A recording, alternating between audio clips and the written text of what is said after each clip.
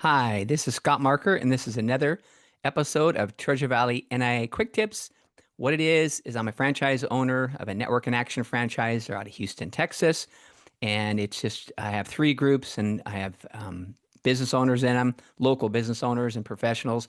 And we work together on growing our businesses. And through that, I meet a lot of really high caliber experts in their field. And I like to bring them on the show and have them share their expertise. So today is a perfect example. A friend of mine and someone I've known for quite a while, Mr. Rick English. Introduce yourself, Rick. Hey Scott, good to meet you. Rick English. I'm the owner of Up Advisors. We're a business consulting and coaching firm. We come alongside business owners as a business partner. We don't take equity, we just give great advice. Perfect. So I'm going to go back to that. You don't take equity. So what do you mean by that? Well, I mean, there are a lot of times to get a business partner, you got to give up equity, Oh, whether okay. it's sweat equity or somebody's going to make an investment in your business. I like to say we invest, we help you invest in your business and grow your business, but you work with us as long as you want to. You don't have to get married to us in a partnership. Right. We don't make investments in the business, dollar Okay. investments in order to fund the business, but we partner with you and help you make your vision a reality. Cool. It's awesome. So you're not taking a cut of the pie if you grow the Exactly. business or Exactly. ownership. Yeah. Yeah, You're just a partner. Yeah. exactly. Cool. Well, hey, one thing we talked about before the show was kind of some things that would benefit people that, and you sent me over the top five indicators you have mastered business freedom, and I Right. think they're great. So, like the first one here, talk about um, being able to take a couple weeks off and not check any emails. Yeah, I think most people that I work with, they aspire to have business freedom. And so ultimately it's what does it take to get to that point where you can be free to do what you do best in your business, or you can be free to take a 2 week vacation. And one of those things is just hiring the right people. You Yeah. know, if you don't have the right people, then they're either going to be calling you all the time, or you're going to be calling them all the time because you're worried what they might be doing. And so, that starts with you got to hire the right people, and there's the process we like to take clients through in order to do that. Um, but also, you want to ultimately maximize what I call the time value exchange at all levels. So as you hire those right people, you're able to focus on what you do best in your business. And when you're able to focus on what you do best in your business and ultimately replace yourself over and over and over again, then you get to that point where it's like a machine that's running. It doesn't mean there's never issues. It just means that when the issues arise, there's people to take care of them rather Right. than having to jump in and solve the problem. So you get to that kind of holy grail place where I mean, there's nothing magical about 2 weeks necessarily, but being able to take a vacation and not be concerned that everything's going to fall apart. I had an example. I had a prospect that I was working with, talking to, and it was like, oh, I'm going to be gone for a couple of weeks, and so I said, okay, well, I'll touch base with you about a week after you get back, and touch base and schedule the call, and we jumped on the call like, yeah, and I said, how was the vacation? Oh, it was great, and then I came back to an absolute train wreck mess.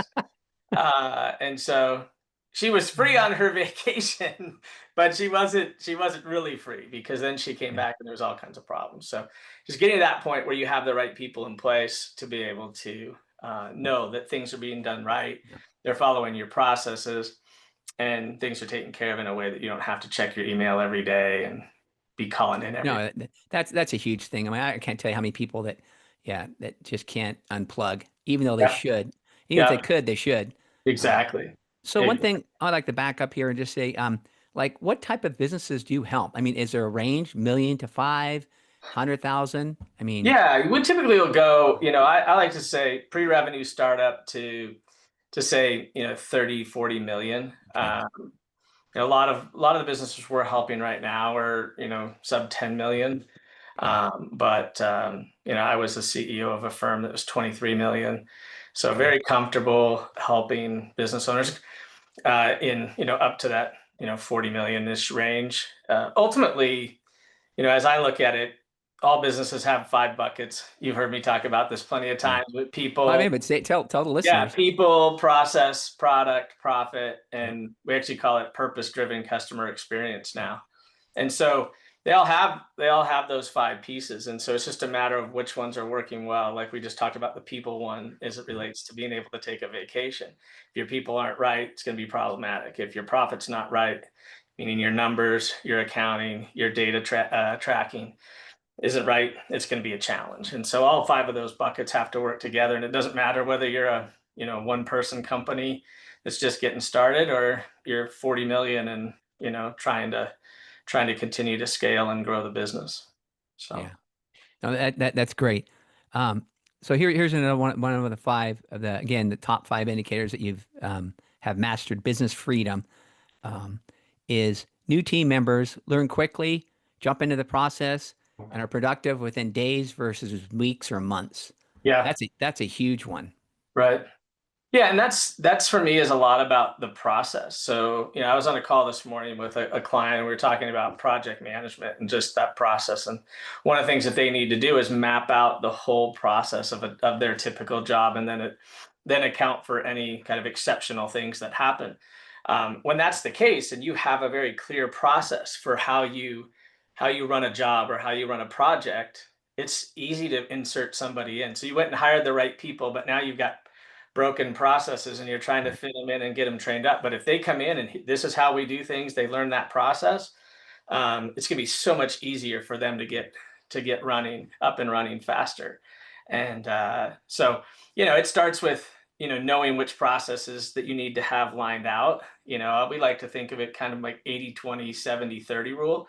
Document those processes that are the most common processes in your business and get clear on how you do them, drive efficiency, continue to adjust them and make them better. But ultimately, if those processes are documented, and Chat GPT or Claude AI, whatever your preferred tool is an amazing way to help you do that. If you're not using it, don't be afraid of it. Just use it.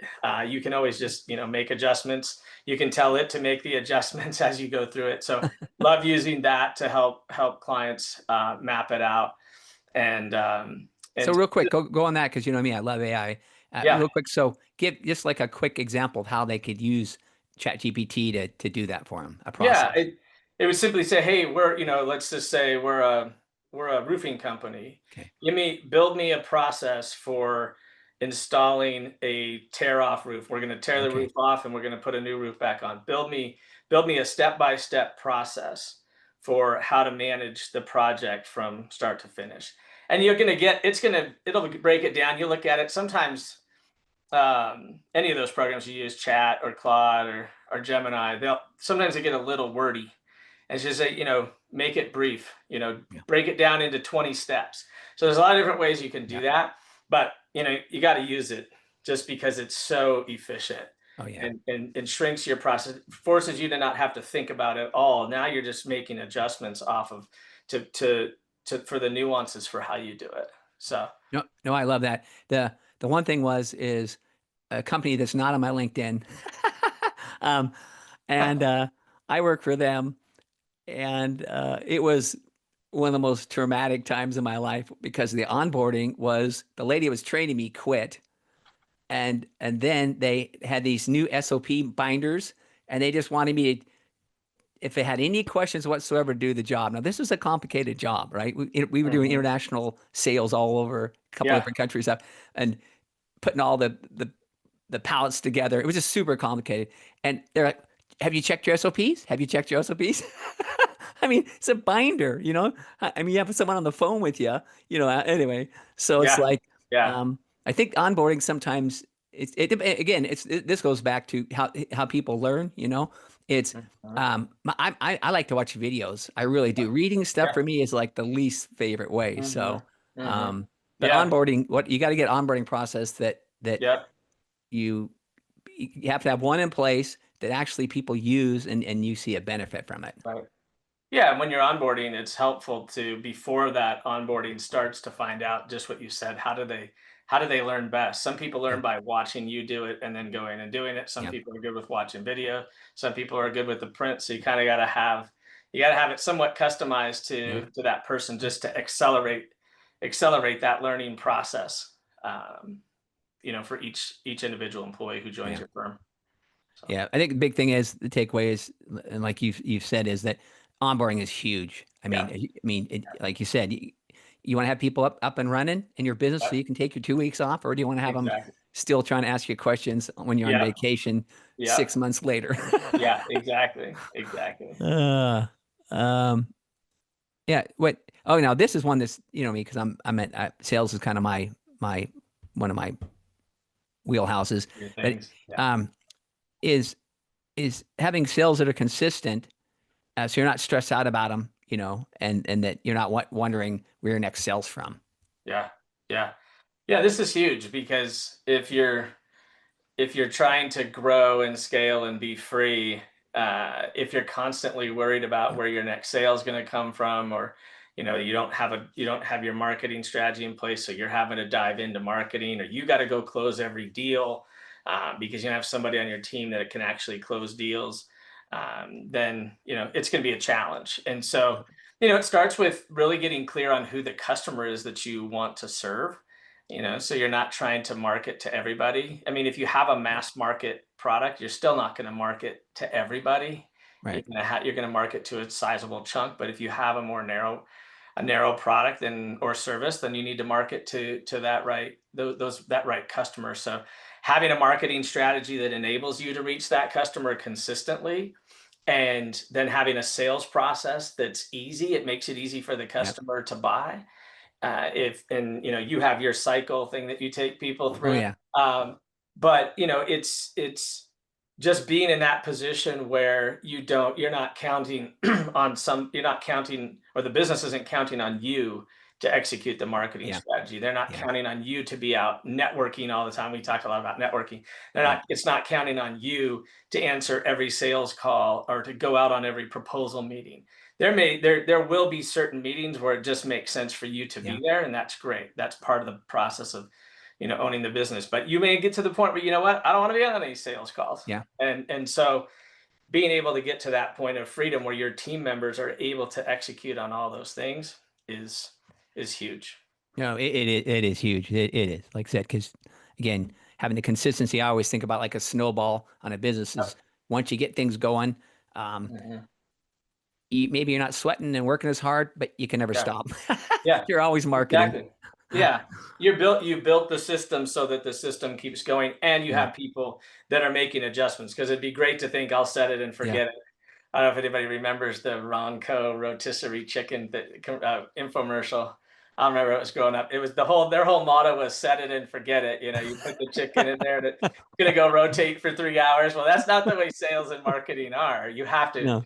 You have to constantly be taking the feedback, inputting it into your system, figuring out what's working and not working, make adjustments and all that. So, having building it such that you have the team members, the expertise, the vendor partners, because it doesn't mean that you're always going to hire team members to do this work, but somebody's got to be monitoring it and managing the partners that you have. So Yeah. Perfect. Also, um, here's another one: is easy to sleep knowing this is your wheelhouse, not mine for sure. Um, is easy to sleep knowing that you're comfortable levels of working capital, and you're hitting your numbers every month. right, yeah. Yeah, the numbers thing has always been just a big thing because it's a struggle for a lot of businesses, not just small businesses, small, medium-sized businesses, even plenty of large businesses. But really, having your financials, your chart of accounts dialed in, so that you can see what revenue is coming in under what revenue categories, what expenses. If you have multiple business units, you're actually breaking up your revenue and expenses by those Oh, business units, so you yep. can see how each one is performing. If you can imagine somebody who's truly free in their business, and they're only engaging once a week with their team, they're they need to have that visibility. So how can they see that on a weekly, monthly, quarterly basis, the performance, but then also key metrics. So some people call them OKRs, some people call them key performance indicators. There's all different names for them. But really having those numbers those numbers that truly are indicators of what's driving your business, both what's driving it historically, but also what are the leading indicators. Leading indicators are things like how many proposals did you issue last Okay. week? How many new leads did you get last week? If we're not seeing the number of leads and proposals, then there's probably something wrong with our marketing Okay. and sales strategy. So now we know we got to go look at that. But we want these numbers to be truly informative of how the business is performing. And if we have sufficient working capital, obviously that means that you can't be taking too much money out of your business if you're the business owner, or distributing too much to all of your partners if the firm's large enough. And so that the business can continue to run. Do we need a And line of invest in it credit? and invest in itself. Exactly, exactly. So, it's and then ultimately profit, true profit, which is another measure. We could spend a whole podcast on the concept of true profit, but just really knowing what your profit number is, and managing to your target profit, and identifying, well, if we're off, why are we off? Oh, we're off because we had extraordinary expenses last month or whatever. But if we account for those extraordinary expenses, did we hit our number? So just having that clarity creates freedom. Having that easy visibility creates freedom. The absence of that, you're not going to be free, because you're going to be constantly wondering, how is the business performing, or where are we missing? Am I going to have enough money? Those sort of things. Yeah, over the years, I've heard people say things like that, like, how can I have this much money in my bank account every month and then I don't have any at the end of the month? And I'm just Yeah, thinking, exactly. you We need to talk generated to, all this revenue, but where did it go? it's Yeah. like, obviously they're not tracking stuff because Yeah. if they don't know where it's going, it's like, I mean, did you, as the owner, did you take a lot of money? Kind of quick Yeah. side note. Years ago, I had a banker, was talking to him, and he was a tough love guy. He kind of reminds me of you in a way on some things but he was just telling the owner, no, you can't afford that new truck. Yeah. Exactly.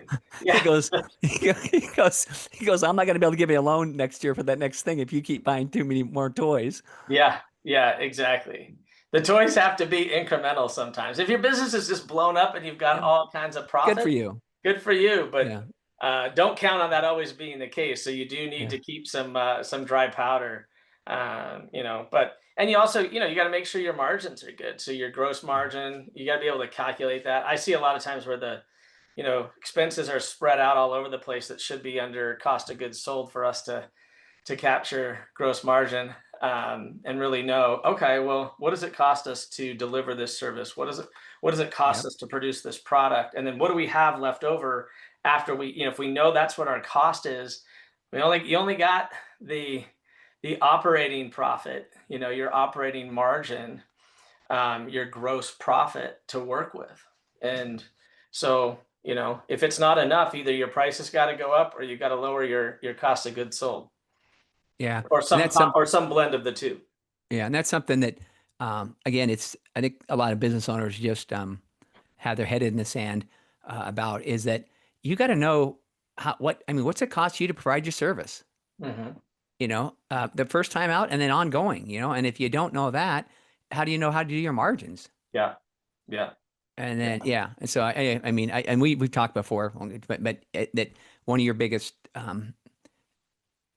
discoveries of when you were first doing this, starting with businesses, is the fact that they don't know their numbers. exactly, exactly. The reason they don't know where the money is because the Yeah, margins are all off, yeah. And a lot But of them think, well, I'm growing fast. I'm going to go fast. I want to go fast. But yeah, sometimes you got to go a little bit slower, yeah, or you got to work a little bit more. One of the two. yeah, You can go fast, but you got to work more in order to make sure you get these things lined out, so that you can, you're not 20 years into this still struggling with money. The business is still going, but you're still struggling to figure yeah, out, where'd all the money go. And I can tell you, I've worked with business owners that are starting out, that are doing this thoughtfully, and I've worked with them that came to me 20 years in, and they're like, hey, we need to figure this out. yeah. Well, So it we takes need all the kinds. business owners who are just starting out, so I don't have to wait 20 years. Exactly. Yeah, I'd much rather work with them and get the opportunity to help them early on, and avoid some of that. But it's I've been around forever, so Yeah, when I get the opportunities to work with the 20-year people, it's I enjoy that as well. cool. Uh, so here's one is customers that actively bring you customers with new customers. Yeah, yeah. Yeah, so if you That's think a about it in the context of freedom, you know, the marketing, we talked about the marketing plan and all of that and the sales. You know, this that fifth P that I mentioned earlier, the purpose-driven customer experience is, you know, what is that journey that you want to take your customers on? And what are those steps in the journey? And have you really thought that through? Have you talked to your customers about it and made the appropriate adjustments so that when a customer does business with you, it's such a great experience that they want to tell other people. They almost can't help tell other people. right, You know, I used a roofing example earlier. I used this roofing company, or I bought this product, and just the communication was amazing from the beginning. They delivered on exactly what they said they were going to do. They checked in with me afterward to make sure I was happy and that everything was working properly. Whatever that looks like, whatever that customer journey is, if you create a journey that the vast majority, you're not going to please everybody. We know yeah, that, yeah, but you can please most people. And yeah, you know, a lot of times businesses look at how are they performing in the context of their Google reviews, which is a great barometer. It may not yeah, be the only one, but it's a great barometer of, you know, how are people happy with what the service you delivered or the product that you sold them. And you know, if that's the case and that journey is well built and it's consistent, you know, it's happening that way all the time, then you can be free to focus on creating new products. You can be free to be on vacation, like we talked about. You can be right, free to focus on sales if that's where you want to focus your time. But it just you just have this freedom that comes with knowing that. I like to call it, you know, I like to call it the business's way. So like for me, it would be the up advisor's way. That everybody on the team understands the up advisor's way. They understand the journey that up advisors wants to create. And so when they go through that journey and it's done consistently, we get great customer outcomes. yeah. That's great. The kind of a something to add to that too about the having customers refer you. Sometimes I found that it's good to educate your customers on, well, what's the best way to introduce me, and uh, do a text intro, do an email Mhm, intro. mhm. Don't just. I find a lot of times people go, hey, I told such and such to give you a call. Yeah, you yeah. know, they get busy, they forget the conversation. Mhm. So I always tell people that you need to coach your customers. If they rant and rant, I mean, the best time is always when they're ranting. If there's a time when they're saying, Rick, I cannot believe it. Yeah, Since I've worked yeah, for you for the last 6 months, it's changed my life. yeah, Ding, ding, ding, yeah, ding, ding. yeah, exactly. Is there Yeah, any other superstars like you? Do you know that I yeah, could help? exactly. And Yeah. then if there are, here's the best way to introduce me. Right. Yeah, I always like to say, you know, is there anybody else who would benefit from the work we've done together? Yeah. And obviously, want to ask that question, like you say, when they're happy. Yeah. But yeah, they need to understand what's the easiest way to do that. What's easy for them, what works for you. But the introduction piece is so huge. The ability to close a deal where where a customer is referred to you is so much easier than It any is. other I any mean, other deal. and that's another whole podcast. But the on the referral thing, I always tell people is that if you have good referral partners, they are sending you people that are in market because usually they're talking to them about challenges, and that usually they already respect you. So then it makes it easy for them. So Yeah. they're warmed up, already have some Yeah. trust when they send them to you. So it's like Yeah. easy on their Exactly. end. So. Yeah. Well, this has been great, Rick. Is there anything I missed on your indicators? No, I think those are 5 good, Okay. they're not the only 5 indicators of Yeah. business freedom, but they Well, but are they're good ones. yeah, they're 5 just key indicators that you've achieved, freedom in your business, and, you know, that's really what we're about, is helping business owners achieve that freedom. So many say, "I want a business that runs itself," or, "I wanna be an absentee owner," or, "I wanna be the chairman, I don't wanna be the CEO anymore, I don't wanna be the chief bottle washer, I don't wanna be any of that, I wanna be the chairman." So we help business owners build their business in such a way that they can achieve this level of business freedom we've been talking about. That's awesome. Hey, I'll put your contact information in the show notes too. But what's the best way for someone to reach out to you if they want to reach Yeah, out to they you? can call me, Okay. 208-565-6099. They can Okay. text me at that number as Okay. well. They can email me at renglish@myupadvisors.com. Yeah. they can visit the website as well, Yeah. which is myupadvisors.com. Well, awesome. Well, I appreciate it, Rick. Like I said, I've known people you've helped, and you just do such a great job. So I'm great, thankful that you came on and shared some of your wisdom with us. And till the next episode of Treasure Valley NIA Quick Tips, have a good time. Thanks, everybody. Thanks, Rick. Thanks, Scott. Appreciate it.